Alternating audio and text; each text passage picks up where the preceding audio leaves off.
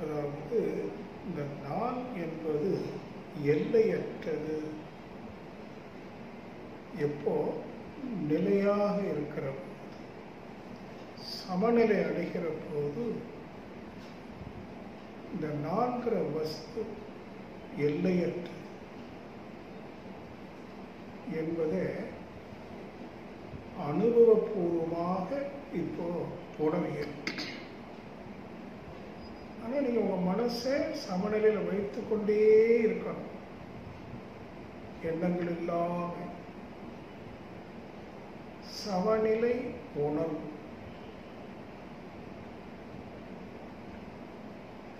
அங்கு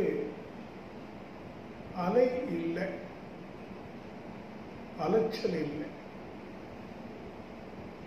ஓய்வு, சமநிலையில் ஓய்வு மனதில். மனம் முற்றிலும் ஓய்வெடுக்கின்ற போது உணர்வு எல்லையற்றதாக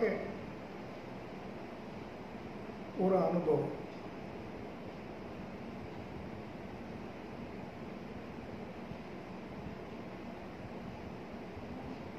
இந்த காலத்தில் நமது உணர்வு பிரபஞ்சம் முழுவதும் உள்ள அனைத்து பொருட்களோடும் ஜீவ இனங்களோடும் தொடர்புடையதாக, ஆனால் ரகசியமாக தொடர்புடையதாக இருக்கிறது.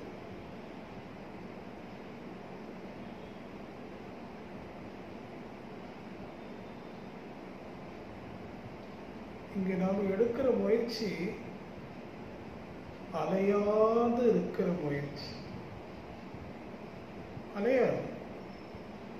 எப்போ பகல்ல நம்முடைய வாழ்க்கையில் எது நடந்தாலும் சமமாக பாவிக்கிறோமோ அப்பவே நிகழ்வுக்கு ஊடாகவே சமாதானம் நிகழ்ந்து கொண்டே இருக்கு. எத்தனையோ நிகழ்வுகள் ஏற்றத்தாழ்வோடு கூடிய, விருப்ப வெறுப்போடு கூடிய நிகழ்வுகள் நிகழ்ந்து கொண்டே இருக்கின்றன. ஆனால் எல்லாவற்றையும் சமமாக பாவிக்கிற ஒரு மனம் பக்குவமான பிறகு சமநிலை நம்மை விட்டு விலகுவதில்லை. அது தவத்திற்கு என்று அமர்கிற போது குறுகிய காலத்தில் விரிந்த உணர்வை கொடுத்து விடுகிறது. இந்த அனுபவம் கைவல்யம் ஆகிக் கொண்டே இருக்கணும். இதற்கெல்லாம் நம்ம என்ன செய்யணும்? ஏன் அவ்வாறு இருக்கணும் என்றால், நமது உண்மை என்பது முழுமை. எங்கேயும் சிறுமைப்படலை, எந்த குறையும் குற்றமும் எனக்கு இல்லை என்கிற அனுபவம் பெறுவதற்கு, நானே சர்வ வியாபியாக பிறப்பெறப்பற்றவனாக நித்திய ஆனந்த சுரூபியாக நான் இருக்கிறது என்கிற ஒரு முடிந்த முடிவை அடைவதற்கு, இந்த முடிவுக்கு வருவதற்காகவே இந்த பிரபஞ்ச உயிரின பரிணாமம். அதை புரிந்து கொள்ளணும். இல்லை என்று சொன்னால், உண்மையில் எது நான் என்கிற அனுபவம் இல்லை என்று சொன்னால், மற்ற எல்லா அனுபவமும் துன்பத்தை தான் தரும்.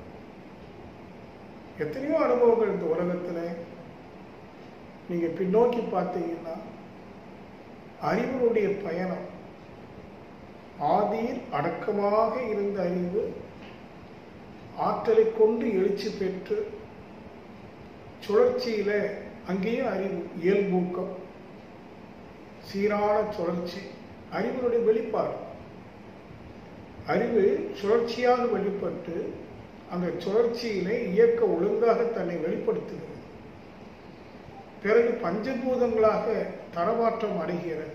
அறிவு ஆற்றலை கொண்டு பஞ்சபூதங்களாக தரமாற்றம்.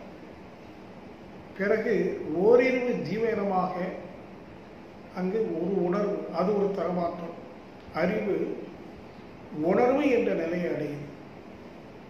பிறகு ஈரறிவு, மூன்றறிவு, 4 அறிவு, 5 அறிவு விலங்கினமாக அறிவு தரமாற்றத்தில் 5 அறிவாக உயர்ந்திருக்கு. பிறகு 5க்கு மேலே ஒரு பயணம் அறிவுக்கு. 6வது அறிவின் முழுமைக்காக முழுமையை நோக்கிய ஒரு பயணம்தான் மனித தோற்றமும் மனித வாழ்வும். மனிதன் தோன்றி எத்தனையோ லட்சங்கள் ஆகிவிட்டன. ஆனால் இன்னைக்கு மனிதனுடைய அறிவுடைய எழுச்சி, மன இயக்கம் விஞ்ஞான அறிவாக உயர்ந்திருக்கிறது. ஒரு உன்னத நிலையை அறிவு அடைந்து விட்டது. சொல்ல போனால் 6வது அறிவிலே முழுமையடைந்த நிலையில் தான் நிற்கிறது. ஆனால் ஒரு சிறு ஒரு இடைவெளி, ஒரு ஸ்மால் கேப் என்னன்னா, அந்த விஞ்ஞான அறிவினால பெற்ற ஒரு பொருள் சார்ந்த சுகம் இருக்கு பாருங்க, அந்த கவர்ச்சி, அதுல அறிவு சிக்கி இருக்கு. அது 6 என்ற முழுமையை அடைந்து விட்டது. அடைந்து விட்டோம் என்று திரும்பி பார்க்க முடியாத அளவுக்கு ஒரு புற கவர்ச்சி அங்கு ஆளுமை செய்யும். இதை உணர்ந்த போதுதான் இயேசு மகான் மனம் திரும்புங்கள், பரலோக ராஜ்யம் சமீபத்தில் இருக்கிறது. பரலோக ராஜ்யம் என்று சொன்னால் அந்த எல்லையற்ற ஏகவெளி, நமது உண்மை நிலை. உண்மை நிலை அடைந்து விட்டோம், அறியவில்லை. ஏன் அறியவில்லை என்று சொன்னால், அந்த எழுச்சி பெற்ற 6வது அறிவு இங்கு தேக்கமுற்று, எதில் பொருட்கவர்ச்சியில், அதிகாரத்தில், புகழ் செல்வாக்கு என்ற புலன் மயக்கத்தில் அது சிக்கிக் கொண்டிருக்கிற ஒரே காரணம். அன்பர்களே, இப்போது நான் என்ன சொல்ல வருகிறேன் என்றால், ஒவ்வொரு மனிதனும், அதாவது இந்த ஜீவன் மனித உடலை எடுத்திருக்கிறது, மன இயக்கத்தில் இருக்கிறது. அத்தகைய மனிதன் முழுமையானவன். அவனிடமே இயற்கையுடைய ரகசியங்கள் அனைத்தும் வெளிப்படுகின்றன. இன்னும் சொல்ல போனால், இறைவன் என்கிற ஒன்று மனிதனிடம்தான் வெளிப்படுகிறது. மனிதன் என்று ஒரு தோற்றம் நிகழவில்லை என்று சொன்னால் இறைவன் என்பதே இல்லை. மனிதனிடம், அதுவும் தன்னை உணர்கிற சிந்தனையாற்றல் உள்ள மனிதனிடம் அந்த இறைவன் என்ற சொல்லுடைய, அந்த பொக்கிஷத்தினுடைய முழுமையான பொருள், முழுமையான ஆளுமை அவனிடம்தான் வெளிப்படுகிறது. ஆகவே மனிதனா இறைவனா என்று ஒரு பேச்சுக்கு நான் சொல்லிவிட்டால், மனிதனே இறைவன், மனிதனே இறைவன். இந்த மனிதன் ஆனால் அல்லப்பட்டுக் கொண்டிருக்கிறதற்கு ஒரே காரணம் அந்த கவர்ச்சி. இப்ப நாமெல்லாம் இதை புரிந்து கொண்டால், நாம் கவரப்படுகிறோம், அடிமைப்படுகிறோம், ஆகவே சிக்கி தவிக்கிறோம் என்பதை சரியாக புரிந்து கொண்டு கவர்ச்சியிலிருந்து விடுபட்டு வாழ்க்கையில உடல் துன்பங்களை போக்குவதற்கு சில பல பொருட்கள் தேவை, சில பல உறவுகள் தேவை. அது மிக இயல்பாக சிரமம் என்று கிட்டுகிறது. அதுக்கு மேல மகிழ்ச்சியாக வாழ்வதற்கோ சுகமாக வாழ்வதற்கோ வெளியில ஒன்றுமில்லை என்கிற புரிதல், ஞானம். இதான் ஞானம். சரியான ஞானம் என்பது தான் வாழ்வதற்கு இவ்வளவுதான் தேவை என்கிற தீர்மானிக்கிற அறிவு. அதற்கு மேல எது பெற்றாலும் அது துன்பத்தை தரும் என்கிற ஒரு அறிவு வேண்டும். இன்றைக்கு உலகம் முழுவதும் மிகவும் படித்தவர்கள், உலகையே ஆளக்கூடிய அரசியல் தலைவர்கள் எல்லாருமே, யாரையும் தனித்தனியாக சொல்வதற்கு இல்லை, உங்களை எடுத்துக்கொண்டாலும் சரி, நம்முடைய ஆளுமை நம்ம வீட்டில் தெளிவாக ஆளுமை செய்கிறோமா? நல்லா எண்ணி பாருங்க. அல்லது அங்கே ஏதாவது அதிகாரம் செலுத்துகிறோமா, உரிமை பாராட்டுகிறோமா, பிறரிடம் குறை காணுகிறோமா, பெரிதுபடுத்துகிறோமா, எவ்வளவு நேரம் சமாதானத்தை இழக்கிறோம், அமைதி இழக்கிறோம், துக்கப்படுகிறோம், இறந்து விடலாமா என்று கருதுகிறோம். அந்த அளவுக்கு சோர்வு வருவதற்கு என்ன காரணம்? உங்களிடம் ஆறாவது அறிவு செயல்புரியவில்லையா? எண்ணி பாருங்க. ஒரே ஒரு காரணம், கவர்ச்சியினால், ஆசை பெருக்கத்தினால், அது கிட்டாத காரணத்தினால், சினம் கவலை என்ற ஒரு கொல்லி, சினமென்னும் சேர்ந்தாரே கொல்லி, அது மனசை கொஞ்சம் கொஞ்சமா கொண்டுகிட்டு இருக்கு. ஒரு gradual death is going on. எத்தனை கற்பனையான எதிர்பார்ப்புகள், வாக்கில நிபந்தனைகள், கற்பனை ஆசாபாசங்கள், அப்படி ஒரு பெரிய வலைய காலங்காலமா சமுதாயத்தில் வந்து போச்சு. அந்த வலையில நாமும் சிக்கி இருக்கிறோம். இப்ப நாம என்ன செய்யணும்? நம்முடைய சாதாரண அறிவை கொண்டு, இதற்கு ஒன்றும் மிகப்பெரிய விவேக புத்தி தேவையில்லை. Your common sense is more then enough. சாதாரண பொது அறிவை கொண்டு கொஞ்சம் அமைதியா உட்காந்து என்ன வேணும்னு சிந்திச்சு பாருங்க.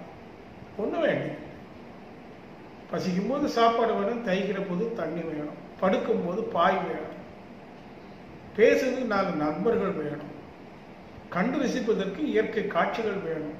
இதுல எது இல்லை சொல்லுங்க? ஏன் கண்ணீர் சிந்தனும்? இயற்கையில் எங்க குறை இருக்குது சொல்லுங்க? எப்படி இருக்க முடியும்? இயற்கை என்பது பேராற்றலையும் பேரறிவையும் தன்னகத்தை அடக்கமாக கொண்ட பெருநிதி. அந்த பெருநிதியிலிருந்து வெளிப்படக்கூடியது சிறுநிதியாக எப்படி இருக்க முடியும்? நன்றாக எண்ணி பார்த்தீங்க. ஆனால் உங்களுடைய துன்பம் என்பது உங்களுடைய கற்பனையே. நிச்சயமாக கற்பனை.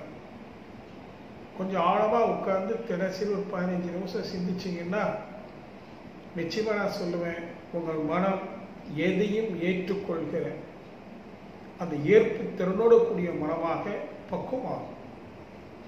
ஏன்னா அது என்னுடைய அனுபவம். ஒரு சாதாரண எனக்கு இவ்வளவு அனுபவம் என்றால், உங்களை போன்ற நல்ல படித்தவர்கள், வாழ்க்கையில் இன்னும் எத்தனையோ அனுபவங்களை சந்தித்தவர்கள், நிச்சயமா உங்களுக்கு அது உண்டு. கொஞ்சம் உட்கார்ந்து உங்களுடைய பொது அறிவை அடிப்படையாக கொண்டு தன்னுடைய துன்பத்திற்கு என்ன காரணம் என்று சிந்திங்க. நீங்க தான் காரணம். நீங்கள் என்று சொன்னா உங்களுடைய கற்பனையான எதிர்பார்ப்பு, தேவையில்லாத நிபந்தனைகள், பிறருடைய வாழ்க்கையில குறுக்கீடு செய்வது, ஏன்னா அதெல்லாம் ஒரு மகிழ்ச்சி இருப்பதாக இருக்குது. அப்படி பழகிட்டோம். அதெல்லாம் விட்டுட்டு முடிந்த அளவுக்கு பிறருக்கு உதவி செஞ்சுட்டு, நமக்கு வேண்டியது இவ்வளவுதான் என்றது போதுங்கிற ஒரு நிலைக்கு மனசை கொண்டு வந்துட்டு, அன்னன்னைக்குரிய கடமைகளை, நித்திய கடன்களை காலம் தாழ்த்தாம செய்து ரிலாக்ஸா இருந்து பழகி பாருங்க. எது சொல்ல வரேன்னா, நாம் அடைய வேண்டிய முதல் பக்குவம் சமநிலை, சமாதானம், a state of equilibrium. மீண்டும் மீண்டும் இதுதான் நான் சொல்லிட்டே இருக்கேன்.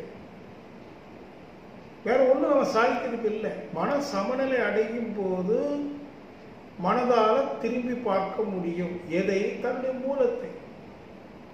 மனம் அடைய வேண்டிய உச்சத்தை அடைந்து விட்டது. கொஞ்சம் ஜஸ்ட் டர்ன் அபவுட். அவர் மனம் திரும்புகிற போது அந்த எல்லையற்ற பரலோகராஜ்யம், மெய்ப்பொருள், பரம்பொருள், முழுமுதற் பொருள், அதுவே தான் நான் தான், அது பிரிவு இல்லை அப்படிங்கிற ஒரு அகப்பார்வை கிடைச்சு போகும். அங்குதான் அந்த ஆனந்தம் என்பதனுடைய இந்த மகிழ்ச்சிங்கிறோமே, நமக்கு பொருள் இருந்து கிடைப்பது மகிழ்ச்சி அல்ல. சிறிது நேரம் ஒரு இன்பம், அது ஒரு மிக சிறிது நேரம், அதுக்கு மேல நீடிப்பதில்லை. எந்த இன்பமும் நீடிப்பதில்லை. நீங்க நீடிக்க விட்டுலையானால் அது துன்பமாக உடனே மாறிடும். ஏன் மாறுது? இது இன்பம் இல்லை என்பது நமக்கு சுட்டி காட்டக்கூடிய அறிவு அங்கே இருக்கு. ஆனா நாம இதெல்லாம் கண்டுக்காம எப்போதுமே உணர்ச்சி வயப்பட்ட நிலையில வேகமா அந்த மனதை அலைய விடுகிறோம். அச்சுவில் நாம விரும்பி அலைய விடுகிறோம். அதெல்லாம் தேவையில்லை அப்படிங்கிற ஒரு தீர்மானத்தை எடுத்துக்கொள்ளும். நிச்சயமா அந்த தீர்மானம் எடுக்க மனதில் பாருங்க ஒரு அமைதி. அப்படிங்க கண்ணை போடுது. வேற ஒன்றும் செய்யணும், சும்மா அப்படியே relax. Leave the mind, get relax. அந்த இருந்த மனசு இப்ப தானா உருக ஆரம்பிக்கும். எல்லாருடைய மனமும் இறுகியும் குறுகியும் இருக்குன்னு சொல்றோமே, அது தானா இழக்கும். டிசால்விங். உப்பு தண்ணியில எப்படி கரையுதோ, கரைந்து கரைந்து கரைந்து உப்பு என்கிற பருத்தன்மையை இழந்து, ஆனால் பொருள் தன்மையை நீரிலை கலக்க விட்டு ஏகமாக உப்பு இருப்பது போல இந்த நான்கிறது என்ன அதனுடைய ஸ்டஃப் அப்படின்னு கேட்டீங்கன்னா, எனதுகளினுடைய ஸ்டஃப். உப்புக்குன்னு ஒரு ஸ்டஃப் இருக்கு, ஒரு கெட்டித்தன்மை. அவர் நான் எதனால கெட்டி அடையுது, இறுகி இருக்குது அப்படின்னா, எனதுகள், உடைமைகள். அது நீங்க படித்த படிப்பா இருக்கலாம், நீங்கள் வைத்த உயர்ந்த பதவிகளாக இருக்கலாம், அதிகாரத்தோடு கூடிய பதவியா இருக்கலாம், 4 பேர் உங்களை போலியா பாராட்டினாங்களா அது உண்மை என்று நம்பி ஏமாந்திருக்கலாம். இப்படி நிறைய எனதுகள். உங்கள் மதம் கூட உங்களுக்குள்ள ஒரு இறுக்கத்தை ஏற்படுத்தி வைத்திருக்கிறது. மதம் கூட என்பதில்லை, மதம் ஒவ்வொரு மனித மனதையும் இறுக்கி வைத்திருக்கிறது, குறுக்கி வைத்திருக்கிறது. எப்போது ஒரு மனிதன் நான் இந்த மதத்தை சார்ந்தவன் என்று சொல்கிறானோ அவன் குறுகி விட்டான் என்று பொருள். மதம் மட்டுமல்ல, ஜாதி, இனம், மொழி. என் மொழி மட்டுமே செம்மொழி என்று நினைக்கிற ஒரு திமிர் இருக்கு பாருங்க, அது உங்க மனசை இருக்கும், குறுக்கும். இப்படி சொல்லிட்டே போலாம். உங்களுடைய கல்வி, உங்களுடைய அதிகாரம், முதல்ல இது எல்லாவற்றையும் கீழே போடுங்க. I have nothing to hold. அந்த இடத்துக்கு மனசு வரணும். I have nothing. Nothing is mine. ஏதோ காலங்காலமா ஜாதியும் மதமும் என்ன ஆளுமை செஞ்சிருச்சு. இன்னைக்கு நான் இதிலிருந்து விடுபடுகிறேன். எனக்கு இனி ஜாதி இல்லை, மதம் இல்லை, இனம் இல்லை, மொழி இல்லை, தேசம் இல்லை, யாதும் ஊரே யாவரும் கேளி. ஒரு உன்னத நிலையை நான் அடைகிறேன். உங்களுக்கு ஒரு சிந்தனை ஓங்கட்டும். அப்படி என்ன ஆகும்? அந்த எனதுகள் அழிய அழிய எனதுகளால் இறுகி இருந்த குறியிருந்த நான் தானா அழிஞ்சிடும். டோட்டல் டிசால்வ், முழுக்க முழுக்க கரைந்து விட்டது. இங்க நான் என்பதும் இல்லை, எனது என்பதும் இல்லை. நான் என்கிற அதிகார பற்றும் இல்லை, எனது என்கிற பொருள் பற்றும் இல்லை, ஒரு பற்றற்ற இல்லை. இப்ப மனம் மட்டும் இருக்கு, மனதில் எதுவுமே இல்லை, பற்றற்ற மனம். பற்றற்ற கண்ணே பிறப்பறுக்கும், மற்ற நிலையாமை காணப்படும். பற்றற்ற கண்ணே பிறப்பறுக்கும். என்ன பிறப்பு? ஆன்மா மீண்டும் உடலெடுத்து பிறப்புக்கு பிறப்பு அல்ல, எண்ணங்களின் பிறப்பு. எண்ணங்கள் தானே எல்லாவற்றிற்கும் காரணம். வாக்கில் உள்ள ஏற்றத்தாழ்வுக்கு எல்லாமே எண்ணங்கள் தானே. தீய எண்ணங்களும் நல்ல எண்ணங்களும். அந்த எண்ணங்கள் சதா பிறந்து கொண்டு இருக்கு, வினாடிக்கு வினாடி. ஆனா எப்போ பற்று அற்று விடுகிறதோ அப்பவே எண்ணங்களின் பிறப்பு மாற்றுவார். பற்றற்ற கண்ணே பிறப்பரு. அந்த பிறப்பு முடிஞ்சிருச்சுன்னா நிலை மனம் நின்று விடும். நின்று விடும் சொன்னா என்ன அர்த்தம்? ரிலாக்ஸ். அது எந்த சுமையும் இல்லை, எந்த ஒரு ஸ்டஃப்பும் இல்லை, ஒரு எம்டி மைண்ட். வார்த்தைகளால சொல்ல முடியாத அளவுக்கு அது ஒண்ணு இல்லை. You attain a state of nothingness. அந்த இடத்துக்கு நாம் முயல வேண்டாம், தானா வரும். நம்முடைய முயற்சி பொது அறிவை கொண்டு ஒரு மதம் என்ற அடையாளம் எனக்கு தேவைதானா என்று கேளுங்க. இல்லை என்றாலும் நான் உங்களுக்கு சொல்றேன், உங்கள் மதம் உங்களுக்கு என்ன பெருமையை கொடுத்தது? சிலர் சொல்றாங்க, நான் இந்த மதத்தை சார்ந்தவன் என்பதில் பெருமை அடைகிறேன் என்று சொல்றாங்க இல்லையா? என்ன பெருமை இருக்கு? ஏதோ மயக்கத்தில் புலம்புறீங்கன்னு சொல்றேன். உங்கள் மதம் உங்களுக்கு என்ன பெருமையை கொடுத்தது? அல்லது உங்கள் மதத்தின் மூலமாக நீங்கள் என்ன பெருமை அடைந்தீர்கள்? உலகம் முழுவதும் மதத்தினால பேச்சு, எவ்வளவு பேச்சு, எவ்வளவு பிரச்சனை. ஒரு காலத்தில் மதம் ஒரு வாழ்க்கையின் வழிகாட்டி என்று சொன்னார்கள். அதற்கு காரணம் மதம் தோன்றிய காலத்தில் இருந்த கலாச்சாரம். இன்று எத்தனை 100 ஆண்டுகள் கடந்து வந்து விட்டோம். எவ்வளவு கலாச்சார மோதல்கள், விஞ்ஞான கண்டுபிடிப்பு, வித்தியாசமான வாழ்க்கை முறை எல்லாம் வந்த பிறகு நாம தேவையில்லாததெல்லாம் மதத்தின் பேரால வச்சு சுமந்து கொண்டு சமநிலை அடைய முடியாமல் தவித்துக் கொண்டிருக்கும். ஆகவே எப்போது நீங்கள் சிந்தித்து இந்த மாதிரி இருக்கக்கூடிய வேறுபாடுகள், மனிதனிடமிருந்து உங்களை வேறுபடுத்துகிற வேறுபாடுகள் உங்களை ஆளுமை செய்யாது, அது உங்களை விட்டு விலகி செல்கிறது. அல்லது நீங்கள் எப்போது அதை ஆளுமை செய்கின்றீர்களோ அப்போதுதான் மனதில் சமநிலை வரும். ஆனா என்ன ஆகி போச்சுன்னா, விட்டு கொடுக்க தயாராக இல்லை.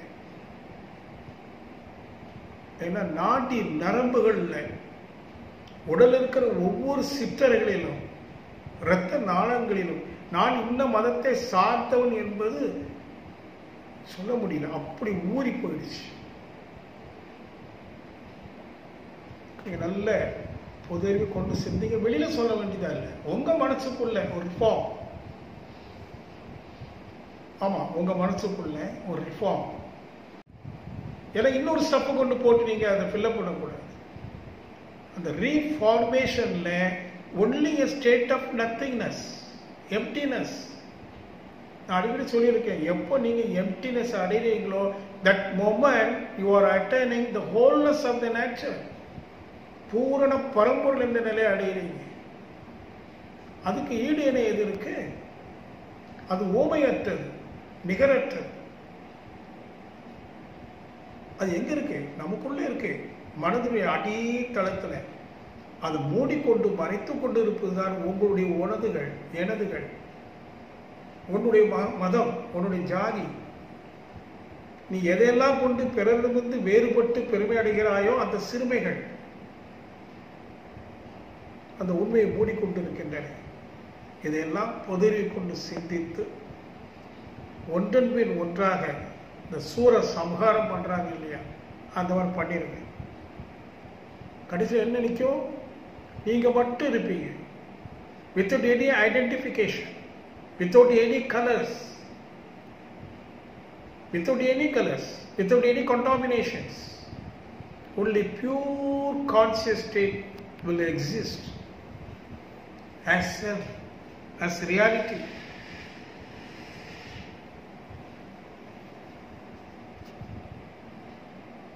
இந்த நான் என்பது சிறுமை அல்ல. அவனை அறிந்தால் நீ பெரியோர். அவன் என்று சொல்லக்கூடியது அந்த ரியாலிட்டி, உண்மை, மெய்ப்பொருள். இயற்கையை நான் மீண்டும் மீண்டும் என்ன சொல்லுவேன், நீங்க இயற்கையை நல்லா உன்னிப்பா கவனிங்க. இயற்கையில் என்ன நடந்துட்டு இருந்தது, நடக்குது, எது தோன்றிருக்கு, எப்படி பஞ்சபூதங்கள், எப்படி அதிலிருந்து தன்மை வெளிப்பாடு, அது எப்படி ஜீவனாகிய நான் உணர்கிறேன், இயற்கையினுடைய தோற்றம், இயக்கம், விளைவு, தொடர் விளைவு, ஒன்றன் பின் ஒன்றாக ஒரு ஆய்வு செய்தீங்கன்னா அறிவனுடைய எழுச்சி, அறிவனுடைய பயணம், அது அடைய வேண்டிய இலக்கு 6வது அறிவு என்ற முழுமை நிலை. அது அடைந்து விட்டது மனிதனிடம். ஆனால் மனித மனம் அதை திரும்பி பார்க்காம என்னென்னவோ தேடிட்டு இருக்கு, எதையோ தேடிட்டு இருக்கு, தேவையில்லாதெல்லாம் தேடிட்டு இருக்கு. அத்தனை மகிழ்ச்சி கையில வச்சுக்கிட்டு ஒரு சிறு மகிழ்ச்சிக்காக அலையுங்க.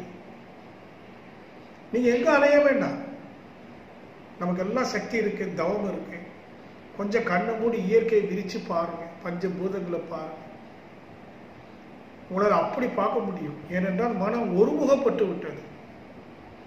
ஓரளவு தூய்மை நோக்கி நாம் நகர்ந்து கொண்டிருக்கின்ற காரணத்தினாலே கடல் என்று நினைச்சது கடல் காட்சி அளிக்கிறது, மலை காட்சி அளிக்கிறது, அடர்ந்த காடுகள் காட்சி அளிக்கிறது, நீர்வீழ்ச்சி நதியின் ஓட்டம் இமயமலை காட்சி அளிக்கிறது. அதோ கங்கை ஓடுது.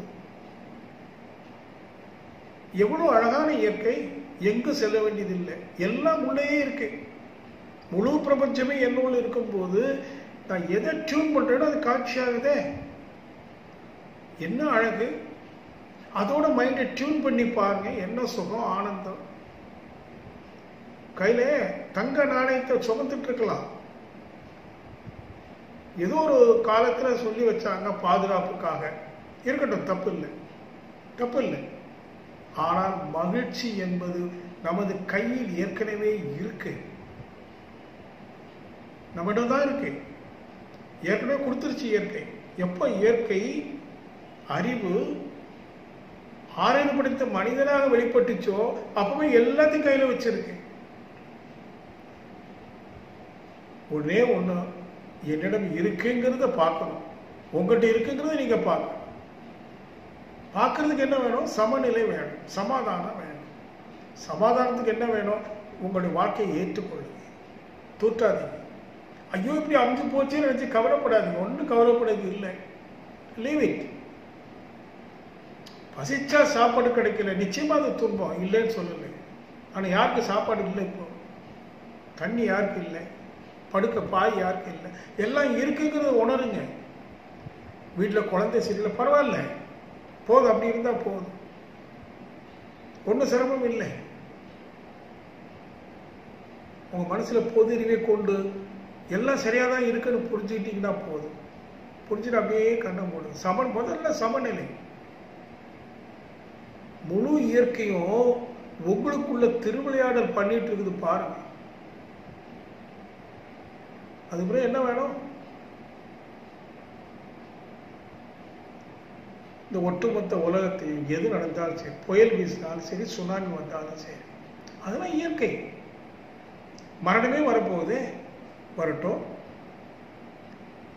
இப்ப நான் இருக்கிறேன் உயிரோட, மகிழ்ச்சியா இருக்கிறேன்னு நிச்சயமா அடுத்த சொன்ன மகிழ்ச்சியாக இருப்பேன், இறப்பிலையும் மகிழ்ச்சியாக இருப்பேன். ஏன்னா மகிழ்ச்சி என்பது தொடர்ந்து வந்துட்டு இருக்குது. மரணங்கிறது முடிவு அல்ல, அது உடலுக்கு தான் முடிவு, ஆன்மாவுக்கு ஏது முடிவு? இப்படி எல்லாம் நீங்கள் ஆழ்ந்து சிந்திச்சுட்டே வரணும். துக்கம் இல்லை, துக்கப்படுறதுக்கு ஒன்றும் இல்லை. அப்போ நான் எந்த குறையும் இல்லாமல் இருக்கிறேன், நிறைவாக இருக்கிறேன் அப்படின்னு உங்கள் மனசு ஒன்று சொல்லும்போது, இப்போ நான் என்ன செய்யணும், என்ன செய்ய முடியும்? 4 பேருக்கு பட்டினியா இருக்கிறவங்க ஏதாவது சாப்பாடு கொடுக்க முடியுமோ கொடுப்போம், வேற ஏதாவது உதவி செய்ய முடியுமோ செய்வோம், வீட்டை விட்டு வெளியில் வந்துடுவோம் உதவி செய்வதற்கு. அஃப்கோர்ஸ் எல்லாராலையும் முடியாது, வயதானவங்க சோர்வடைந்தவங்களுக்கு முடியாது. குறைந்தபட்சம் வீட்டில் இருந்து வாழ்த்துங்க. உங்கள் வாழ்த்து நெஞ்சுறுதி உள்ள மனிதனுடைய உள்ளத்தில் பாயும், அவனை தூண்டும், செய்ய வச்சிடும். நீங்கள் அவன் மூலமாக செய்கிறீங்க தொண்டு. இப்படி எல்லாம் மனதில் தொண்டாற்றி இன்பம் காண்போம் என்பதுதான் உண்மையான சத்திய வார்த்தை. அந்த சத்தியத்திற்கு எப்போது வர முடியும்? நீதி நெறி உணர் மாந்தராகி வாழும் நிலை உணர்ந்து.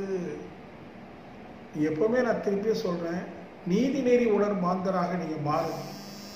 நீதி என்றால் இறைநீதி, த லா ஆஃப் நேச்சர். ஒன்னு mutation, the other is cause and effect.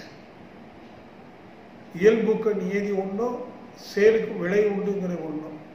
இந்த ரெண்டையும் புரிந்து மதித்து வாழ கற்றுட்டீங்கன்னா அது அறநெறியாக மாறிடும். அறம் என்று என்பதற்கு தனியாக டிசைன் பண்ணணும்னு அவசியம் இல்லை. அந்த இயற்கையினுடைய நீதியை புரிந்து அந்த உணர்விலே நின்று வாழ்ந்தீங்கன்னா அறம் என்பது இயல்பு. நீதி நெறி உணர் மாந்தராகி அது உள்ள வந்துருச்சு அப்படின்னா அங்கே நான் இல்லையே, எனது இல்லை, நான் இல்லை, உணர்வு மட்டும் இருக்கு, ஆனந்தமா இருக்கு. ஆனால் எல்லாரும் துன்பப்படுறாங்களே, தனக்குள்ள ஆனந்த உணர்வை வைத்துக்கொண்டு துன்பப்படுறாங்க. அஃப்கோர்ஸ் அறியாமையில் பண்ணுறாங்க. உடனே அவங்க அறிவை போய்விட முடியாது, ஏதாவது உதவி செய்யணும். இப்படி ஒரு தொண்டரடி தொண்டர் என்று சொல்லுவாங்க இல்லையா, தொண்டரடி தொண்டர் குழு, ஒரு அசோசியேஷன் உலகம் முழுவதும் வரணும். அதற்கு வேதாத்திரிய சீடர்கள், வேதாத்திரிய மகர்ஷி அவர்கள் ஒரு முழுமையாக நமக்கு கொடுத்துட்டாங்க, எளிமையாக கொடுத்துட்டாங்க, ஆதாரத்தோட கொடுத்துட்டாங்க. அதை நம்ம சரியாக வாங்கி செயல்படுத்தணும். இப்போ நான் இன்னைக்கு ஒரு அரை மணி நேரம் உங்கள்கிட்ட பேசுகிறேன் அப்படின்னா, எனக்கு ஒரு 2 பேருக்கு உதவி தேவைப்படுது. உதவிக்கு என்ன அனுப்பி கொடுக்குறாங்க.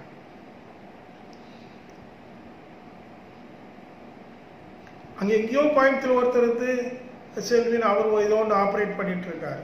இங்கே பக்கத்தில் நாகராஜ் இருந்து எனக்கு உதவி செய்கிறார். நீங்கள் நூற்றுக்கணக்கான நண்பர்களை கேட்குறீங்கன்னு சொன்னால், எங்கேயோ அங்கங்கே இருந்துட்டு நாம் அதை செய்கிறோம். ஆனால் அந்த விஞ்ஞானம் நமக்கு ஒரு பெரிய கொடை. நம்ம எல்லாரையும் இணைக்குது பாருங்க. இந்த இணைப்பை நினைச்சு பாருங்க. இந்த காலகட்டம் நம்ம எங்கேயும் செல்ல வேண்டியதில்லை. இருந்த இடத்துல இருந்து ஞானத்தை கொடுக்கலாம், ஞானத்தை பெறலாம். அப்போ இதுக்கெல்லாம் இறைவனுக்கு நன்றி சொல்லி, எனக்கு இவ்வளவு ஒரு கம்ஃபர்ட் லைஃப்பை கொடுத்துருக்கு இந்த இயற்கை. நான் என்ன செய்யணும்? What I can do for others. அது எப்பவுமே மனசுல ஓடணும். அப்படிலாம் நினைச்சிக்கினா தான் உங்க மனசுக்குள்ள நன்றி உணர்வு ஏற்படும். உங்கள்கிட்ட இருக்கு, ஆற்றல் இருக்கு, அறிவு இருக்கு, ஓரளவு நிதி இருக்கு, நல்ல உறவுகள் இருக்கு. ஸோ நல்லதை செய்யறதுக்கு என்ன கஷ்டம்? எப்போ நாம் பிறருக்கு செய்யணும்னு நினைக்கிறோமோ அப்பவே எனக்குன்னு ஒன்றும் தேவையில்லைன்னு வந்துடும். இல்லை, எப்போ எனக்குன்னு ஒன்றும் தேவையில்லைன்னு நினைக்கிறோமோ அப்பவே பிறருக்கு உதவி செய்யணுங்கிற எண்ணம் வந்துடும். ஏன்னா இந்த மாதிரி விஷயங்களை கேட்டுக்கிட்டே காலத்தை ஓட்டாங்க. யூ டூ சம்திங், ஏதாவது செய்யணும்.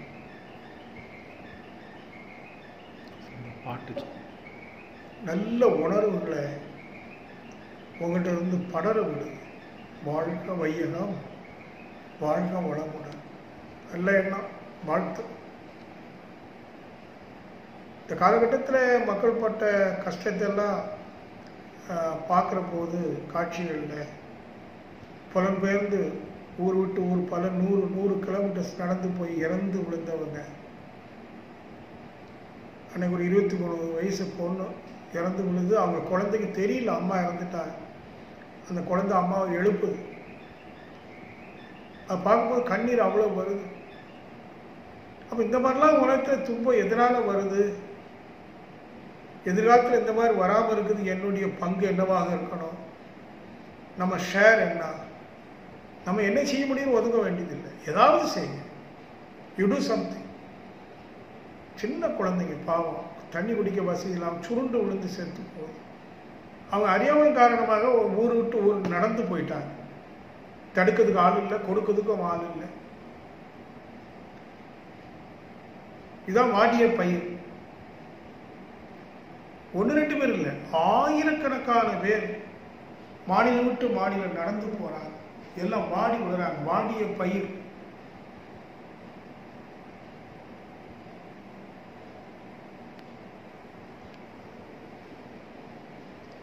அதெல்லாம் பார்க்கும்போதும் கேட்கும் போதும் அவ்வளவு வேதனை வருது.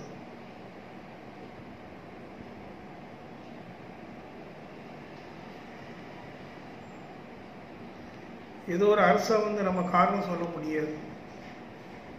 ஆகவே எதிர்காலத்தில் ஒரு சமுதாயம் அமைதியான, அதற்கு நான் என்ன செய்யணும், நம்மகிட்ட என்ன இருக்கு, நம்மகிட்ட இல்லைன்னு நினைச்சிட்டிங்கன்னா ஒன்று கொடுக்க முடியாது. நம்மகிட்டே இல்லை, நான் என்ன செய்ய முடியும்? இல்லை, இருக்கு. அறிவும் ஆற்றலும் இருக்கு. மிச்சம் இருக்கிற அந்த நான் இருக்கு பாருங்க, சுத்த சைதன்ய நான். அதுக்கு தெரியும் எல்லாம் இருக்குங்க.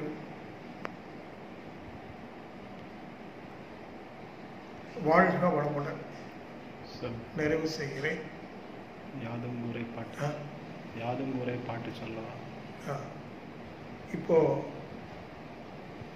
எனக்கு மேற்கொண்டு சொல்லக்கூடிய நெஞ்சு இல்லை. இப்போ 2 நாளா மனசுல அந்த ஒரு சங்கடம் தான் மேலோங்கி இருக்குது. இப்போ அந்த யாதும் ஒரு யாவரும் கேள்வியினுடைய ஆழமான பொருளை நமது ஞானாசிரியர் நாகராஜன் அவர்கள் அந்த பாடலை என நிறைவேற்கு தீதும் நன்றும் பிறர் வாரா யாதும் ஓரி யாவரும் கேள்விங்கிற 2 வாக்கியம்தான் பொதுவாக தெரியும். அது தொடர்ந்து ஒரு 7-8 வாக்கியங்கள் வருது. ஆழமான பொருளுடையது. நீங்கள் கேளுங்க. வாழ்க வளமுடன். குருவே துணை. அன்பான சகோதர சகோதரிகளே, ஐயா அவர்களுடைய ஒரு சிறந்த உரையை நீங்கள் கேட்டுக்கொண்டிருக்கிறீர்கள். அவர் உலகின் நிலையை கண்டு மனம் வெதும்பி கண்ணீர் விடும் நிலைக்கு வந்திருக்கிறார்கள். கருணை கூர்ந்து நாம் அனைவரும் நம்மால் என்ன செய்ய இயலுமோ இந்த உலகத்திற்கு அதை செய்வதற்கு முழு முயற்சியும் எடுக்க வேண்டும் என்று மிக்க அன்போடு உங்கள் அனைவரையும் கேட்டுக்கொள்கிறேன்.